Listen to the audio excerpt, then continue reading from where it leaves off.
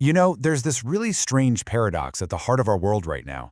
On one hand, our technology is just rocketing into the future.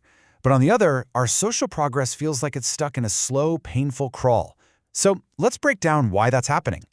I mean, this quote just says it all, doesn't it? We figured out how to split the atom decades ago, and yet here we are, still caught up in arguments about whether the Earth is flat. It just perfectly captures the wild conflict we're exploring. We've unlocked some of the deepest secrets of the universe, but we're trapped fighting about things that should be long settled. So how on earth did we get here? All right, let's start by really digging into this world of contradictions. We're going to look at the huge, and I mean huge, gap between what we can build and create and what we actually spend all our time and energy arguing about.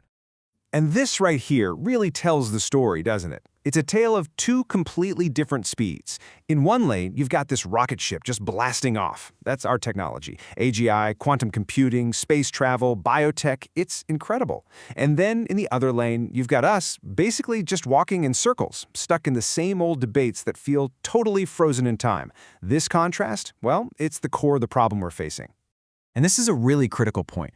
The speed of all this change isn't just fast, it's literally moving faster than our brains can keep up with.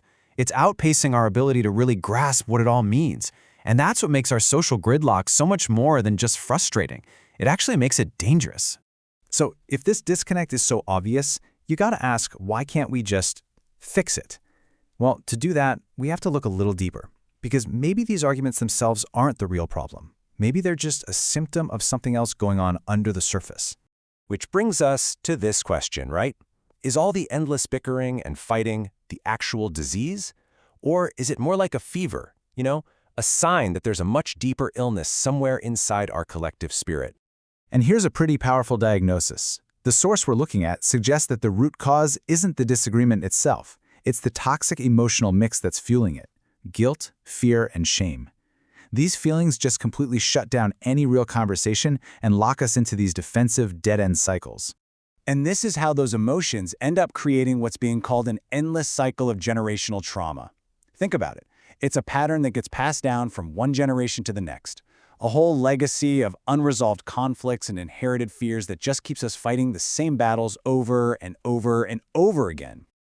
So this cycle of conflict, it leads to this absolutely staggering mismatch in what we decide is important, in our priorities. It's a massive distraction. Let's just look at some numbers to see how badly we've miscalculated things. Okay, first, let's just get a sense of the scale of what we're working with here. The annual global GDP is about $120 trillion. That's a number that's almost impossible to even wrap your head around. It's the grand total of everything we produce. And yet, in a world with all of that wealth, 800 million people live without even basic food security. They're facing hunger every single day.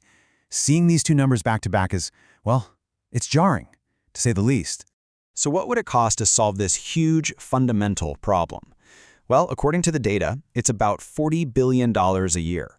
Let that sink in for a second. $40 billion to end a crisis that affects 800 million people.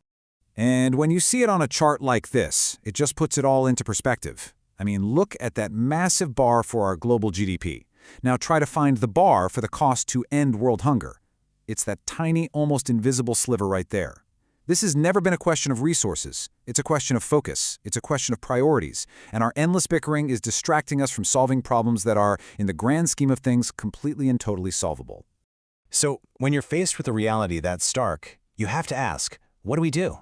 Well, the source doesn't just point out the problem. It also tries to map out a path forward. And this is really the heart of the proposed solution. It's not about making everyone the same or erasing our differences. No, it's about keeping our unique cultures and beliefs, but also finding a shared foundation, a foundation built on the undeniable truths of how the world actually works. So here it is, laid out in three, pretty ambitious steps. First, find the common ground between our ancient wisdom, our religions, and our most advanced science, like relativity and quantum mechanics. Second, use that combination to build a shared, clear understanding of reality. And third, and this is the most important part, just get on with it, act. Do it for the sake of every kid being born into this world. And this final thought really drives home the urgency. The future isn't going to wait around for us to sort this all out.